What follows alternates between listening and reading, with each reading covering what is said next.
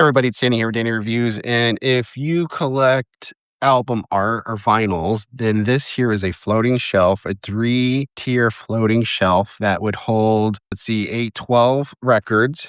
It lights up too as well. And you can mount it to the wall, which I'm going to do next, but just wanted to show you here that this thing is super easy to put up. It comes almost assembled. You just snap these into place.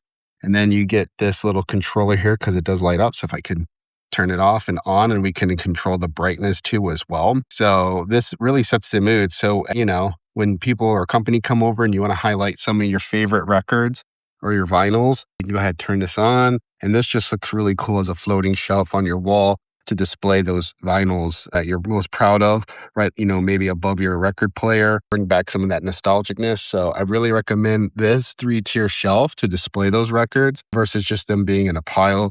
This is going to do justice to those cool album artwork. And a shout out to the company for gifting me this so I could do a review.